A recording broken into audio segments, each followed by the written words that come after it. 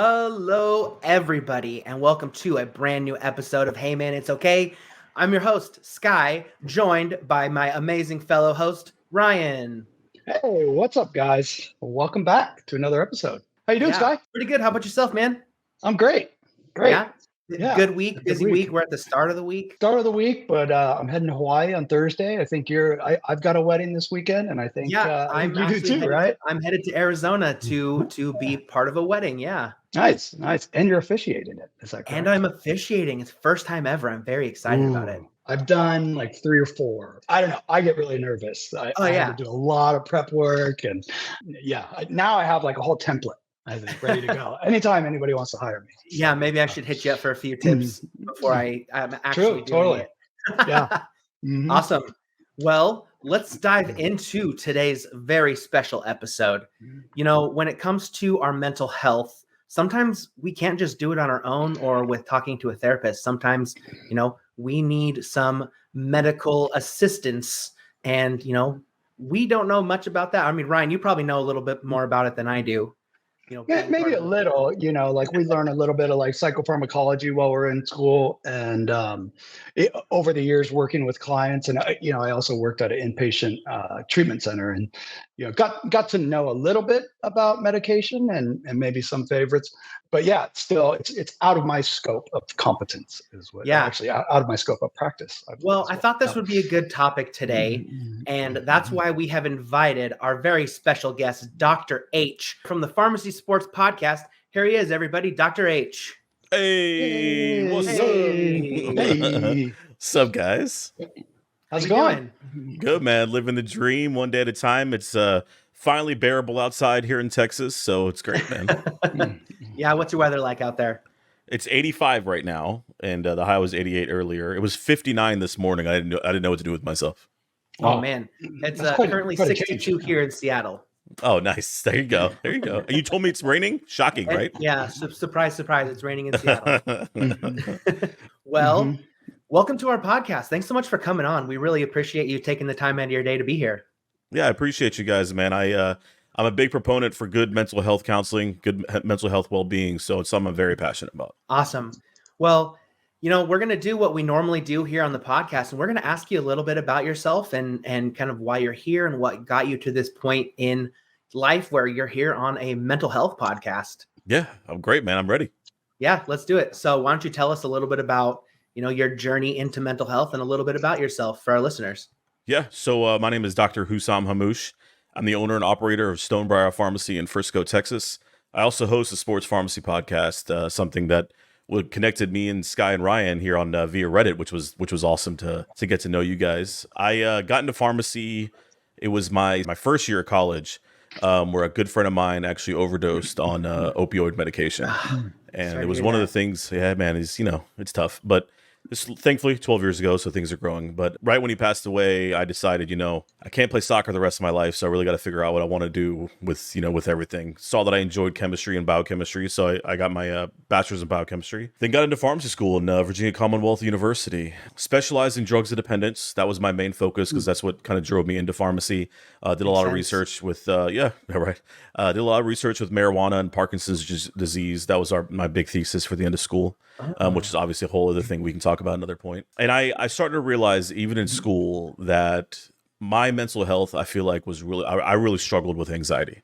That was one of the big things that every student will tell you is like, oh, you're always stressed, you're always going through this, you're self-medicating with either, with nicotine or caffeine just to get through things. I thought I would get better after I left school. It really didn't. Started working for a large pharmacy corporation. Won't name any names. And I won't talk about that. Became a district leader, became a pharmacy supervisor, meaning I had 21 stores that I was in charge of. And in 2019, I decided this just wasn't for me. This whole corporate gig wasn't for me. It was declining on my mental health. I was watching pharmacists struggle. And so I was like, screw it. I'm going back, and I purchased the pharmacy, June of 2019, which was great, man. Being able to help people in a more community setting is awesome. And that just led me here, bro. Like I enjoy talking about, and so coming from as a Syrian American, mental health was really nothing that was really talked about. It was nothing that was really addressed. And so to me, it's something that I want to bring to the forefront. And I'm always encouraging people to talk about and seek help when they need help. Oh man, that's amazing. Yeah. Yeah. Well, thanks for giving us, I know it's kind of a brief overview of who you Appreciate are it. and, why you're here today. Why a podcast? Yeah, Oh why man. sports pharmacy? Yeah.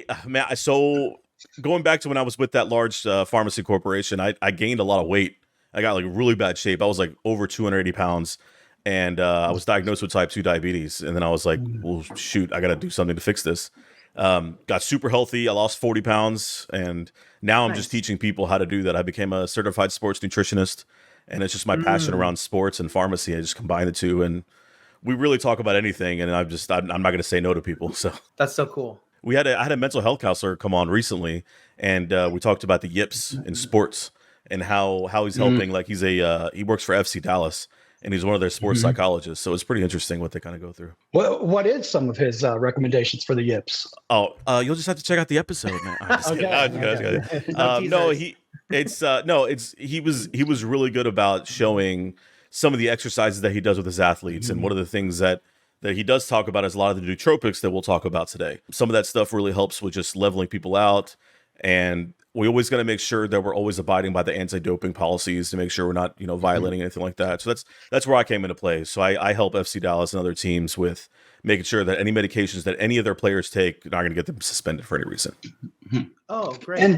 And a nootropic is technically like a pharmaceutical for helping the brain work better, work faster. So the Something to do with easiest that. way I always tell people is basically we're trying to hack your mind, and how do you use more than the 10% that they say that you use? And these medications are basically just boosting. So anything could be technically a nootropic. For example, the most common type is caffeine. That's the most common type of nootropic. I start I every day take- with nootropic. Same. Likewise. Same. I've also been taking this Alpha Brain, which Alpha Brain? I You don't like know that if you're- stuff? Yeah. Uh-huh. It's Joe Rogan's drug. Yeah. Yeah. I think that's where I heard Yeah. it. It's really good because it has citrulline and L-theanine in it, but also I think the main component that's missing is something called lion's mane, which is to me the best form of a nootropic to help with focus. Really? Yeah. Yeah. And lion's mane is a mushroom. Is that correct? Yep. Yeah. You can actually find it. It looks like the mane of a lion when you actually see it, like the actual mushroom. And when they basically just freeze dry it, crush it up, and put it into a capsule. Pretty much the easiest way to explain it. So what you're Oh, saying wow. is if I had Alpha Brain and also drank the mushroom coffee that they have now, I'd be like I'd Is that have a the thing? superpowers. Oh yeah. That's Really? a huge thing. Yeah, Mhm. mushroom Oh, I gotta coffee. check They've got that a mix out. of like 14 or 15 different mushrooms that they have ground up and you brew it like you brew coffee. That's pretty good. I don't Yeah. think I would ever drink that. I don't know. It seems a little tastes gross. excessive. I have Yeah. brands that I like, obviously, but it's whatever, man. Yeah. So, how do you kind of see mental health? From I guess, a pharmaceutical medication standpoint. There's really two steps to it, and the first step, obviously, Ryan and Scott, you guys can always speak to this, is making sure you're seeing the right type of help. For some people, like for someone like me, I really just call dentists when I really need something, or if I feel like I found my trigger, or if I found something I wanted to talk about. For example, Friday, I called him and I was like, hey man, I'm having this small issue, and he was able to get me in this week. It's good to have that having that type of relationship with your therapist, that you're comfortable telling them, hey, I have XYZ going on. I don't want to talk about it right now. I really want to sit down and talk about it more in a professional manner. That's always my step one. There are so many cool things, and Ryan, I'm sure you'll talk about this too, man. And I'm a big proponent. I love CBT. That's one of the easiest things for an elect like me, is just to sit down and reason things through in my head, because that's all it needs. It's all up here. We just got to get it down. You know what I mean? The next step to me could be medication, and it could be anything from your antidepressant, your anti-anxiety. If you want to get more to the prescription side, that's fine. There's some really good stuff. Different age groups, different side effects, people always got to watch out for. And then there's the other side, which is one of my favorite ones, is the nootropics. I for one have my own cocktail that I have designed for me to help with my, my stress, my anxiety of running a business and XYZ. So really, man, it varies on which direction you want to go to. What was it that helped you create this cocktail? Like, what were some of the things that you were sort of either looking to alleviate or looking to tweak, and maybe what does that look like now? I didn't really want to be like zonked out on Ambien, or sorry, like Ativan or any of that kind of stuff. And I don't want anything that inhibits my mental capacity. my whole life is around my brain, right? And making sure that, patients are staying safe. So I wanted something that I could take that I knew would level me out and just keep my focus all the way the same. There were different things that I read. Some of the things about, I don't know if you've heard of this, or maybe you can speak more to me about it, is ADHD is how it relates to anxiety. And if there's a correlation between those two. So sometimes if you treat the ADHD, then it helps with your anxiety as well. Have you heard of something like that? Yeah, absolutely. Well, I think the two are sort of almost interchangeable, depending, right? That really it's like our brain speeding up sort of on a hamster wheel, and anxiety can look like ADHD, and vice versa. Yeah. And often somebody with ADHD, who's got a hyperactive mind, is then having hyperactive thoughts as well. Yeah. Yeah. And I kind of just dove deep into the nootropics, man. I tried something that I saw, it really works. Like, these natural remedies truly, really help people. And I've recommended, like we talked about before, lion's mane for a lot of people, just to help with focus. Or the big thing right now, the whole thing with Taylor Swift and Travis Kelce. Taylor Swift in the past has talked about L-theanine a lot, which helps with anxiety, manage your emotions and stuff like that. That's I love one of the L-theanine. It looks weird though. It does. It sure does. So we get it in a powder form now, and so I mix it in my morning protein. Okay, yeah, my wife takes an L-theanine pill in the morning. Nice. Okay, there we go. Yeah. So yeah, that's so cool. That's so interesting. Working with medication and the things that you like to help you get the effect you want is so cool. And studying into that, but I was wondering what helped you get from, because I'm sure in school they're like, big pharma. How do you, and especially because of, where you worked, how did you get from that and go towards the holistic side of things? What's surprising in our curriculum at VCU, and we were one of the first ones to do this, is that we included a course called pharmacognosy. And so it's all natural remedies. It's a whole course on natural remedies, how it works in the body, the biochemistry that's involved. And we dove super deep into that our first year.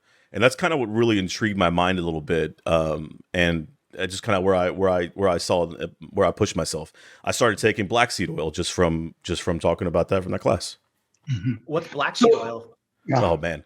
Black seed oil is one of the oldest known nutrients known to man. Okay. Prophet Muhammad in Islam, he used to take black seed oil for anything, but obviously I don't recommend it for anything, but it really helps with allergies. That's the crazy thing. It really helps with allergies. Yeah. Interesting.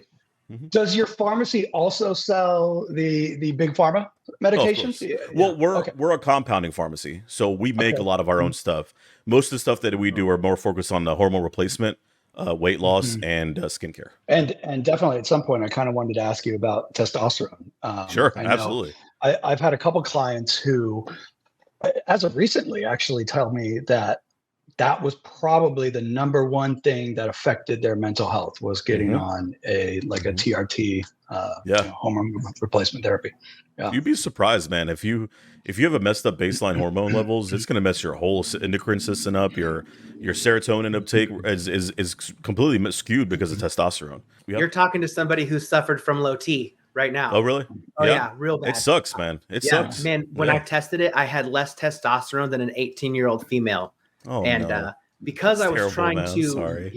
because I was trying to have children at the time, they actually recommended a kind of a cocktail of two different medications, one to stop my brain from receiving the signal that I've got enough, and one to stop from turning the testosterone turning back into estrogen. And now I'm finally back up to normal levels.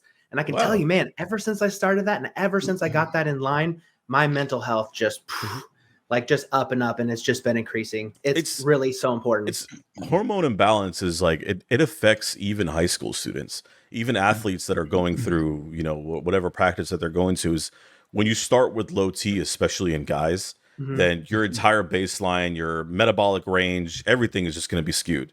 And for women too, it could affect with fertility. There's always different kinds of, especially premenopausal and postmenopausal women.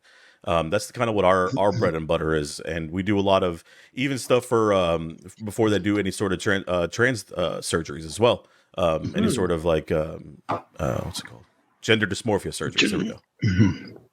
Even in Texas. Even in Texas, yes. Yeah, because I've heard there's a lot of controversy, bringing up that medication. How are you received for that? Yeah. Sky, nobody tells me what to do, man. Yeah. I mean, except for obviously the boards and everything, whatever. But a close friend of mine here in my town where I live, he's a board certified surgeon, is a urologist, and he specializes in vaginoplasty and in gender dysmorphia. That's what he works on, and he trusts us to do his compounds for the hormone replacement.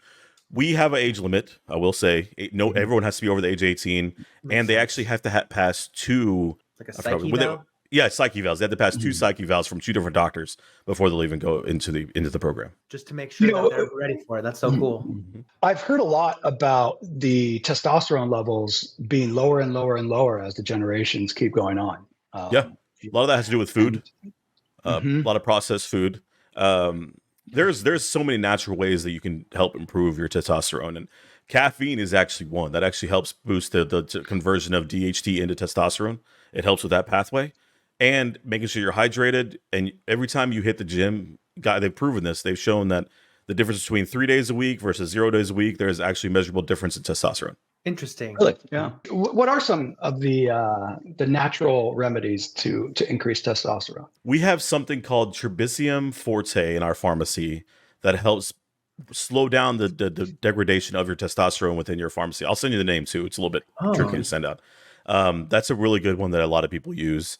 There's always a traditional hormone replacement with actual yams made crystalline of testosterone that we make, that we form into a cream or a capsule or a troche. That's always an option. Yams? Yeah, they're deriving from yams. It's pretty cool. Oh, wow. Oh, Interesting. I don't like to use soy because soy's got like a negative, sometimes it has negative reaction with some patients. So I stuck with yams, which nobody has any issues with yams. So that's so drugs are cool, man. Drugs are like drugs are fascinating. It blows my mind how, as long as they're like properly prescribed. Of course. I mean, like even with the whole opioid crisis, right? And we're watching this go down right now. And then even when we were growing up, it was crystal meth back in Virginia. That was like a huge thing back then. Even just the thought of knowing that something so small on a molecular level can have a different effect on different people, it's remarkable, man. Yeah. Like some people cope with alcohol, some people cope with marijuana. So it's different for everybody. Yeah. I've been watching that Painkillers show. It's good, isn't it? I don't know if it's depressing. It's an good. Excellent show. Yeah. Excellent show. But just because it tells the story of the opiate crisis from almost every angle, right? From the pharma rep to to the Sackler family to the poor guy who hurt his back and is now hooked. It's called a prescribing cascade, man. You start prescribing and people get hooked. I remember I was in pharmacy school when all that was starting out, when the Purdue started marketing. They used to come to the pharmacy schools and ask pharmacy students to market for them. That's what they used to do, and a lot of people made a lot of money doing it too. I didn't. I didn't. Yeah. Yeah, and what's so tragic, I think, about opiates is the just how difficult it is to get off them. I have a feeling that there would be half, or more than half, would no longer be addicted if it wasn't just an excruciating nightmare coming off of them. Why is it that the United States, and maybe you'll know, accounts for 95% of the use of pain medication? The number one prescribed medication in the entire country is hydrocodone. So wait, do you have the answer? I don't know. I have no idea. I have no idea. I mean, I have my reasons, but everyone's gonna have a different. No, I think one of the big thing is we've disconnected from the earth, right? We've disconnected from the things that are naturally around us just to get the quick fix and get the quick solution instead of putting in the work. And I think that might be something to do with that issue. Yeah. Do you guys talk a lot of addiction on the podcast at all? We haven't much. No. Okay. I'm just curious. Yeah. It's such a, especially like for people that can't get their medication on time. I think there was a big a study with the suicide rates and people that were addicted to opioid medications. I'm not sure if y'all even heard of that. Oh yeah, it's tough. And opiates can lower testosterone as well. I think significantly. There you go. Yeah, there you go. Yeah, even good point. Yeah, that's actually maybe something we should talk about on a future episode, Ryan, is addiction. There you go. The science behind addiction, right? There's some really smart people that know a lot about that stuff. And I'm super fascinated by it. Oh yeah. I spent 2 years working at a inpatient treatment center. And, and I thought it was one of the best around here. Hard work, and it's even the best treatment centers, only a handful, it's something like 20-30%, have success at abstaining afterwards. Yeah. Ryan, what does LMFT stand for? licensed marriage and family therapist Nice. in Okay. California. In order to practice psychotherapy, you either have to be a LMFT or a social worker, Got it. an MSW. Yeah. Okay. Cool. Just sorry No. for Yeah. listeners. No. Yeah. So Brian's also into the holistic medication. Nice. Nice. It's remarkable how much this stuff can help. They used it in the Chinese medicine, thousands of years ago. Why can't we keep using it now? Yeah, we actually just had a conversation about it last week. I got trained in psychedelic therapy a couple of years ago. Nice. Particularly with ketamine.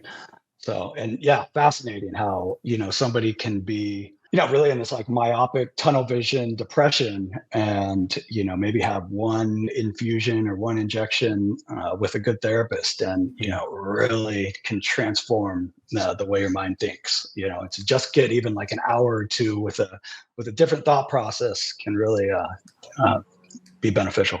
Have you heard of it being used nasally? Yes, I believe Johnson & Johnson might have came out with one of the first. Yeah. I think there's something very different between like the lozenges, the nasal therapy versus like an infusion or an injection. Once the infusion and injections are sort of like blast offs, and I feel like the nasal therapy and the lozenges are more like just sort of feel good instead of interesting. The real experience. Yeah. So when you went into your psychedelics, did you go into any of the like MDMA studies or anything that they're talking about now? That's what I think we talked about last week. I think MDMA has a lot of potential. Unfortunately, I believe the company that's really pioneering it, it's this company called MAPS. I think they've raised, somewhere close to like $500 million. And they were initially trying to decriminalize it. Yeah. And they kind of have since abandoned that business model. And they're now sort of becoming like a big pharma company and trying to create their own, synthetic MDMA product that, will be their patent. And there's really a negative connotation when it comes to it too. So I think that's a part of it as well. Yeah. And that's why it's hard to get some of these drugs decriminalized. I think once they get that negative connotation, nobody wants to, course correct. I apologize. I'll take this off the rails. I'm sorry. No, that's what this is all it's about. all right. Yeah. Yeah, this has no set, we don't have a set schedule. We're just like, man, let's just talk about, a subject that we all care about. Yeah, I love it. And drugs in general, I mean, there's such a wide variety, especially like what we consider good / bad, opiates. I mean, amazing painkillers. Also terribly addictive, Terribly, and can really give you one hell of a euphoria. Alcohol, caffeine, lion's mane, all these different things. It's like now the big thing. You guys are familiar with the rapper Lil Wayne? Yeah. So he suffers from really bad epilepsy now because of a previous promethazine and codeine addiction that he had because he was drinking that syrup. So yeah, it's true. Like if a long-term use of codeine, especially with promethazine, leads into epilepsy. And it sucks for him because he's got to deal with that for the rest of his life. Yeah, I take promethazine and meclizine when needed because I actually suffer from vertigo sometimes, and they found out that it was psychotic or that it was like a psychotic episode. Yeah, so they gave me a cocktail of those two things, and it like pretty much instantly stops the vertigo. It's great. Have you ever tried like any like natural stuff for it? No. Because the first time I found out that this stuff worked, I actually had just had my wisdom teeth out, and so getting vertigo, and you don't want to blow out and get dry sockets, right? So my wife was like, "Nothing's coming up because you don't want to get infected, so we're taking you to the hospital." I actually didn't know that there were natural remedies for the. I mean, I've tried the head thing, but because it's psychotic, that doesn't get fixing it with like the stones in the brain doesn't do it. Yeah, interesting. Huh. That's pretty cool. But I always like hearing about stuff like this. You'll have to tell me about some of the natural methods. Yeah, I mean, a lot of patients, especially for vertigo, that I've struggled with for a long time, they usually use ginkgo, bilbao, and then and turmeric helps a lot too. Oh, okay. Yeah, and turmeric is a big one. Yeah, it's been several years now since I've had a vertigo. I'm gonna knock on wood for you, man. Yeah, thanks. I appreciate that. My desk is not made of wood. So, Dr. H, I got to ask you about my most difficult and longest difficult journey that I've had is with sleep. Okay. What would you recommend as far as going to sleep, staying asleep, Yeah. winding down. Yeah. I think melatonin is an awful drug. Really? Melatonin is a hormone, and a lot of people think Okay. that taking 10 milligrams is really going to help you. The whole design of it is to help with circadian rhythm and to help your body know that this is the time to go to sleep, this is the time to wake up. But a lot of people just take too much, and it just doesn't help. If anything, it messes up with your sleep cycle. Are there reasons why you're not falling asleep, or reasons why you're not staying asleep? I have just had trouble sleeping for as long as I can remember, and it's actually falling asleep. Once I usually get to sleep, I'm good. It's over. But it's winding that thing down. And I feel like I meditate a lot, and I feel like I can slow my mind down to it's basically stopped, and still I can't get to that that final. Have you ever taken magnesium? Yeah, I think, but I haven't stuck with it. I've been taking melatonin, which is I'm telling you, that's probably going to make it worse. Honestly, I think it's making it worse. Wow. There's a tri-pack of magnesium that has 3 different salts in it. It has magnesium oxide, malate, and glycinate. That I got off Amazon. I can send it to you too. When you have those 3, it helps with both your circadian rhythm, helps with your sleep, helps with muscle recovery. It helps with a lot of different things. And whenever your body is having issues with energy or focusing when to start making energy versus when to use energy, it's usually a magnesium imbalance. So I think of it as that when you're trying to fall asleep, your body, your cells are still trying to fire off ATP to keep you awake for some reason or another. It could be an anxiety issue. It could be just an imbalance issue. Magnesium helps that ATP reuptake and helps just keep the energy in to save it for when you need it. Whenever your body starts getting deprived of magnesium, it starts to get it from somewhere. And usually it's from your cells. And that's why you're expelling energy, because it's trying to find magnesium. So when you start taking it, your muscles get fed, your cells are getting fed, and it helps just to slow everything down. And it could be just something as simple as that. I mean, 80% of the population is low on magnesium, which is crazy to think about. Oh. It's not normally a test that's usually done, especially like on a basic metabolic panel, but it's something that's really important. The tri-pack of magnesium is, I promise you, is something great. The other option you could also add is that you can add valerian root. Valerian root's really good for just helping just slowing your heart rate and kind of helping you get to that falling asleep phase. Those 2 work really well together, but I would try the magnesium first. And when you say tri-pack, that's like it's 3 different magnesium. 3 different salts in one capsule. Yep, 3 different salts in one capsule. Interesting, man. That's so cool because actually I have a hard time staying asleep. But I'm a guy that pretty much once my head hits the pillow, I'm out. Oh, really? Man, I wish I could have. I'm still trying to figure out that off switch in my brain. Yep. Yeah, it's called Natural Rhythm Triple Calm Magnesium. That's the one that I like. Natural Rhythm Triple Calm. Yeah, I had a client actually yesterday kind of describing the same troubles. And he said, sleep is like the one thing where there's no formula necessarily to actually get there. Like there's no instructions into how to really just shut your mind off. So I don't know. You mentioned meditating. Can you tell me about your meditating process? Yeah, well, I've been meditating for years. I've probably been teaching it to clients ever since I started practicing therapy. Mainly, I think it's Vipassana is kind of the traditional name for it. But basically focusing, just on one thing, either a sensation, my breath, my body, maybe gravity pulling me into the chair. Most often, I'm just kind of taking a slow breath and trying to really just hone in on one area, and usually that's the feeling of the sensation of the breath coming in through my nose. Interesting. And then it's usually like it's a lot like working out. You're doing reps. You're noticing that you're lost in thought, and then once you kind of catch that again, you sort of bring yourself back to the sensation. Gotcha. You get lost in thought again, bring yourself back. But there's so many different ways to really meditate. You can also just like open up almost your entire periphery, and this is actually really helps ADHD. And it switches sort of the way that our brain is processing information. We go from like a sort of a spotlight to now like this receiving mode. And so you can do that and then kind of focus. My favorite type, I don't know exactly what it's called, but it's I first open up my peripheral vision And then I kind of find the sensation somewhere in my body, usually kind of like in this heart center, and almost like riding a bicycle. See if I can kind of keep my attention out here and here, and then kind of bringing it in through the breath. And, if I do that for 15, 20 minutes, I truly have a feeling similar to MDMA. I mean, Really? it's kind of wild that, like this almost like pure bliss comes over. Interesting. Yeah.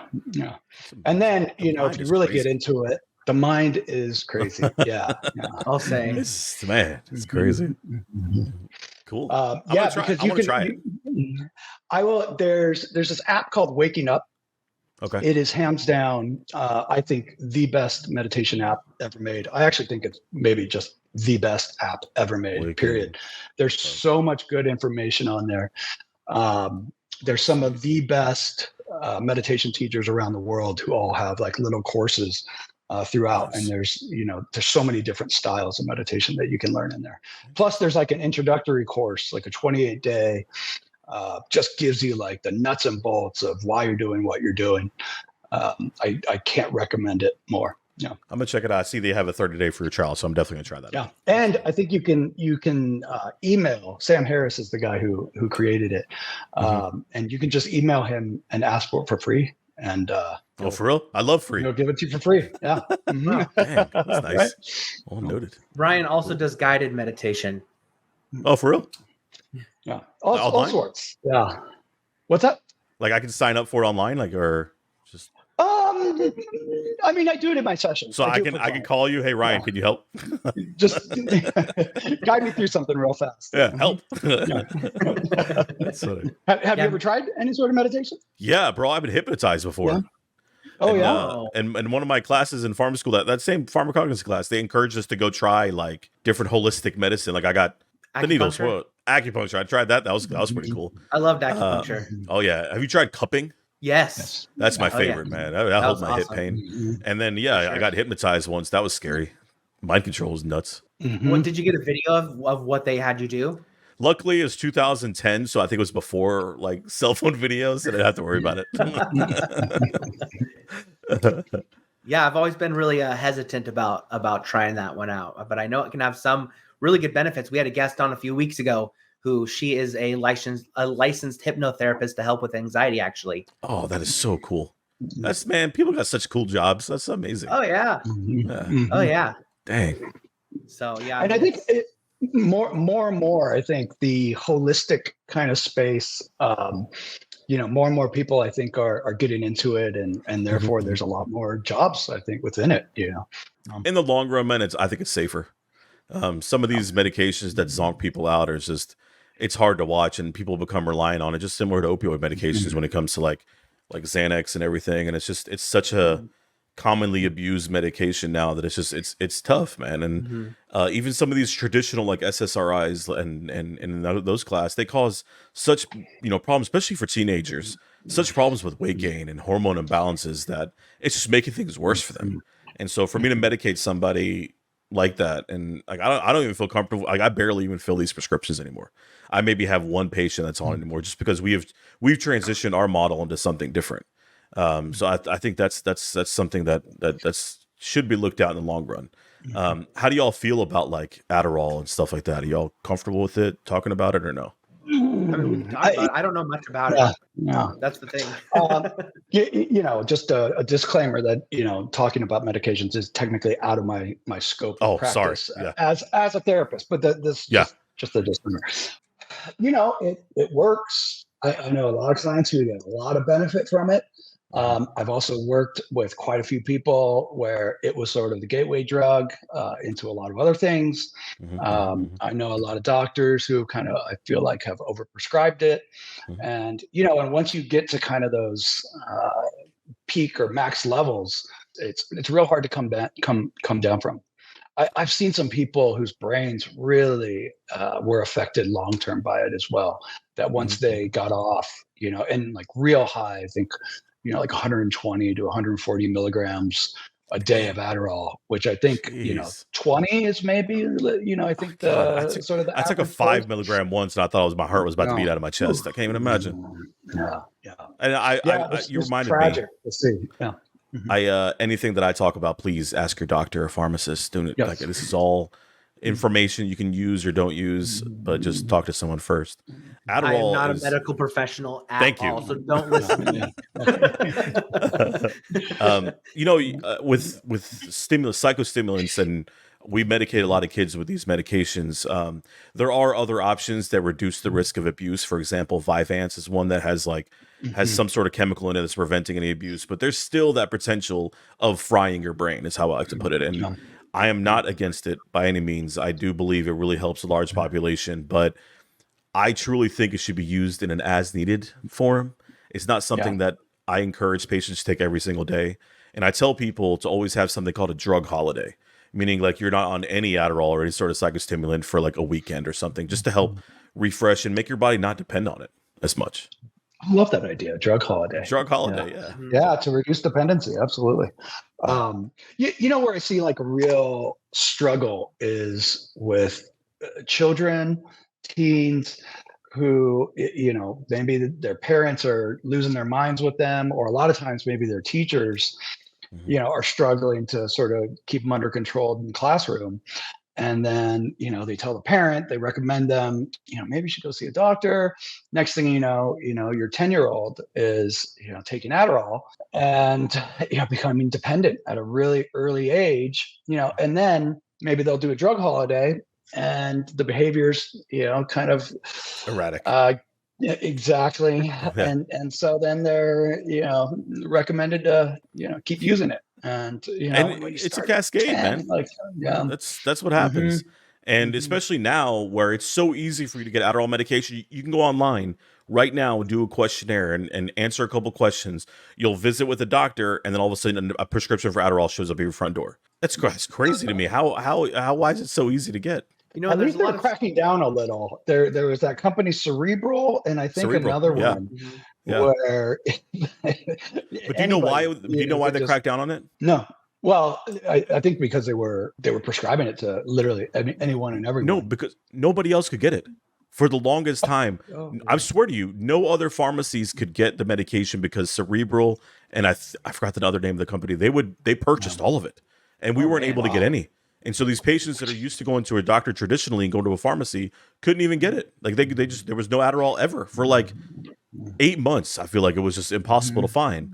And so they came down and said, no, you can't do that anymore. You have to actually physically visit with a provider every single time, was to prevent that and to make sure that our shelves get stocked for it. Wow, I didn't know it was from the shortage. Yeah, I definitely have heard, you know, from clients that there's a real serious Adderall. It was bad. It was, man, I had parents calling me crying, begging for it. I was like, I can't even get it. So I don't know what you want me to tell you. Oh, man, that's crazy. Dependency, man. I've heard some studies recently being done that ADHD, you can get the same symptoms from, I think it's ACT, Advanced Childhood Trauma, I want to say, I think it's called. And a lot of the symptoms from that are showing as ADHD. So with that, do you have some like holistic suggestions for people who may have ADHD that are looking to try something different? Yeah, I love a product called Fasted Athlete. It has 3 main ingredients in it. Yeah, a buddy of mine owns the company based out of Austin. It has 3 ingredients in there. It has dicaffeine malate, which is basically a slow release form of caffeine. So rather than having that big spike, it's just gradually crossing your blood-brain barrier. When it has that malate group on there, it helps with absorption. It also has creatine, which is a huge issue for a lot of bodybuilders. But creatine at lower levels helps with cognition, more so than it does your muscle recovery. And so when you keep it at a low level, it helps with just with memory and helps with focus. And lastly, it has lion's mane in there, which we've talked about before, is my favorite thing to help with focus. I take one of those every single morning, man, and I can definitely tell a difference from when I take it when I don't take it. Interesting. What's something like that run? I think a bottle of 90. He sells it for like $40 or something like that. Oh man, that's great. Yeah, it's on Amazon. It's on Amazon. It's called Lift. Is the product that he likes. Lift. Cool. Yeah. I'll have to give that a look. I know some people in my family who not sure if they have ADHD or not, but we're always looking for something to try for him to, you know, get focused on some stuff. Do you think that it could be like a spectrum of ADHD? Oh, like for some people sure. have it like a little bit versus a lot. Yeah, absolutely. I absolutely think that I have, you know, ADHD, but it's not. I see other people who have ADHD and I'm like, yeah, I don't have that. Yeah, I'm not. I'm not that. That's not Yeah. me. That's not me. Yeah, that's funny. So absolutely. Yeah. I mean, autism's a spectrum. People are finding out that things that they thought were ADHD or something like that turn out to be autism, autism. And the spectrum is huge. And I think it's like that for all things that we diagnose people with. Everything is a spectrum. How accurate is a test online to tell if I'm autistic or not? I have no idea. I've never tried one. I took one, man. It told me I was slightly autistic and my heart broke. I was like, I knew something was wrong with me. I don't think there's anything wrong. I think there's I'm sorry, not wrong. Sorry. Yeah, you're right. No, I don't. I joke, but it's true because I was noticing. I was like counting. Like I'm a pharmacist, right? I count things. That's my job. Yeah. And I still find that I count my other things as well. So I thought that was like, I just like patterns. I just thought that was like a normal. But apparently, I learned that could be one of the symptoms, and that's yeah. Yeah, I've been told that because when I go into a new building, I like counting the lights in the building. I've done that too. Oh man, the spectrum's going further away. Oh no. Yeah. So I think I think everything's a spectrum, and I think it depends on how severe into one way or the other you are on whether you are going to rely on medication or not. I really appreciate what you guys do, man. Like mental health is, especially in guys, such a hard subject to discuss. And I think a lot more people struggle with it that don't want to talk about it, and it contributes to a lot of issues that we see in our society now. Not to change subject on you, I just want to appreciation. I dig that. Actually, you said something that in our original messages that I wanted to ask you about. Sure. I'm going to pull it open because I want to make sure I get this right. You were telling me a little bit about yourself, and you said you are a Syrian American Muslim man. Yeah, now, that's me. In the Muslim community, what's the discussion on mental health like? It's gotten a lot different now than it was when I was a child. Whenever it was openly discussed back in the day, it was something that was just a subject you just didn't bring up. You pray the anxiety away. Basically, it was just how it's done. And for some people with meditation, it helps, right? It's the same thing when you're praying in Islam. It helps with the relaxation, the centering of yourself, and I truly believe that really helps. But it's also something that a lot of imams now are openly discussing with their community. For example, the one here that I go to, the mosque that I go to in Frisco, where my wife and I got married, we're been a part of the community. I've helped them with events. The imams there, all of them, are really open about this because it's such an important subject for both the Gen Z population, the millennials, and as people get older. If you're not adaptable to what's going on, then you're going to fall behind. And they've done a really good job of adapting to that and having a safe place for people to discuss these things. Wow, that's amazing. That's really cool. That's awesome. Yeah. Because I know that looking from the outside in, I can tell you, from what I've heard about, that the culture in the Muslim community is that you don't talk about your feelings, you don't cry, you just have to be super, super like stoic and tough. Yeah. So I wish it was like that, man. I wish I could be that tough, but not anymore, man. I think that with everything, I mean, even in the past, it was the same thing with other religions, right? Like everybody had that, oh, you can't be depressed, you're just sad, get out of bed kind of thing. And it's something that every religion has to go through their own evolving, basically. It's so great to hear that it's changing, though, for sure, because I know that there was a huge stigma. And there's a huge roadblock for men talking about their mental health. Do you have any suggestions on how you think we can change that or spread the message and make sure and let everyone know that it's okay to share and it's okay to talk? Being open is the hardest thing for even someone like me. When I was going through my whole thing with type 2 diabetes, I wanted to internalize everything because I truly thought I was Superman to my wife. Like I thought I was the one that's like, everybody could be sick, we'd feel like crap, but I had to be the one that was like over everything and overarching. And it's that stigma that men have to just get over at some point. And it was hard enough for me to just open up to my wife and tell her how I was thinking. There's a very specific story that I remember, and I've shared this on my podcast before, is that I was standing in a grocery line in the middle of a grocery store with my wife right after I got diagnosed, and I was lost. My mind was everywhere. And at that moment, she knew that she stepped up and handled the situation, became an expert. She's in finance, right? She's in human resources. She has no idea anything about diabetes, but she became the expert for me.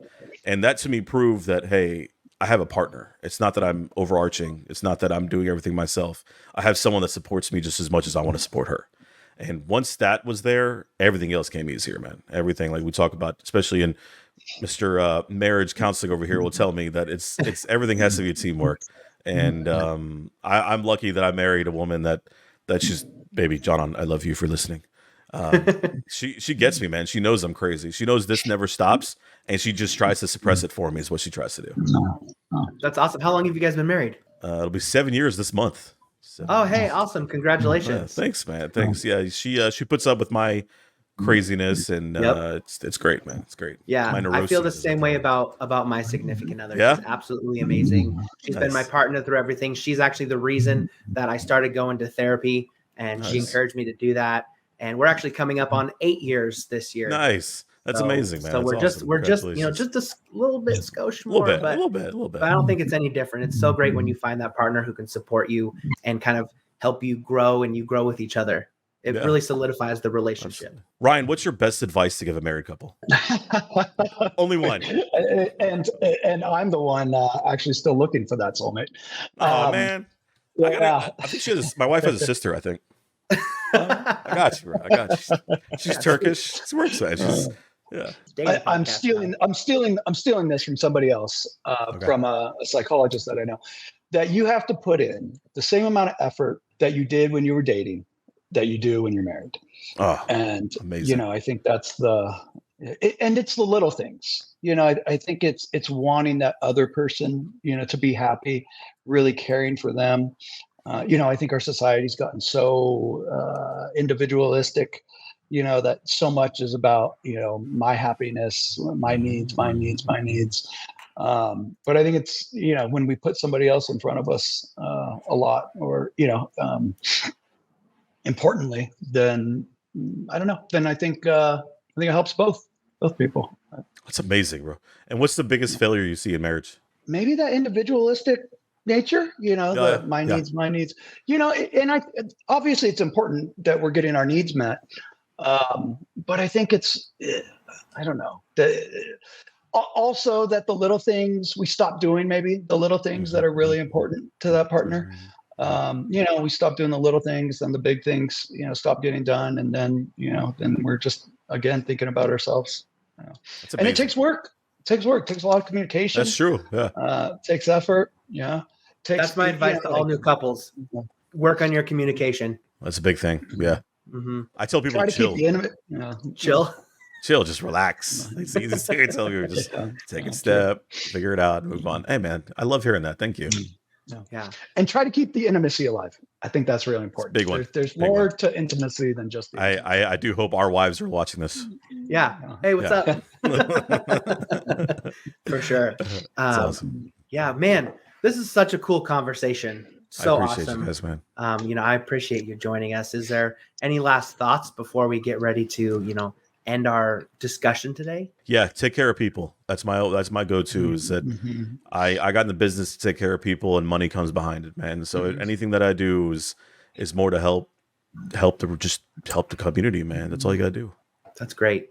And then Dr. H, where can people find you? Give us your socials, give us your podcast, all that good stuff. So yeah, Dr. H hosts the Sports Pharmacy Podcast. You can find me on all socials at Dr. Mix-a-Lot, which I thought was hilarious. That's great. A bit, some people told me, some other pharmacy people told me it's unprofessional. I was like, well, suck it. I don't care. Yeah. So at Dr. Mix-a-Lot, anywhere, TikTok, Twitter, Instagram, everything. Oh, sweet. Yeah, I'm gonna find you on TikTok. I've been trying to get. I do a lot of these videos, the wellness videos, where I talk about like Taylor Swift's favorite vitamin and other like 10-second vitamin reviews and stuff. Cool. Yeah. That's great. Yeah, maybe we can collab in the future. Yeah, always down. Love it. Yeah. Sweet. How about you, Ryan? Any last questions for Dr. H before we sign out for the day? I don't think so. I think I was just going to comment on how crazy the Taylor Swift Travis Kelce thing has become over the last. Oh, it's so awesome! Weeks. I love Taylor. Just taking over our society. It's great, man. It's we need a little bit of enlightenment sometimes, and that could be. They're a great couple together. She's tall, he's taller. He's handsome, she's pretty. It works out, man. It's fine. Let them have their love. Tay. Maybe they'll hire you as as a marriage counselor, bro. That'd be awesome. I'm on it. Yeah, Taylor Swift, Travis Kelce, for listening. I'd love to. Yeah, check out Ryan Heapy, please. That's awesome. Well, yeah, I mean, I've got nothing else either. So I want to thank everyone for joining us today. Everyone for listening in. If you're watching us on YouTube, hi. Make sure to check out our website, heymanitsokay.com. And it's hey man, it's okay. And okay is just O and K, not OKAY. And follow us on all of our social media. Everything is at Hey Man, It's Okay. And until next time, I'm Sky. I'm Ryan. Thanks, guys. Yeah, thanks everybody. And remember, it's okay to not be okay. Take care.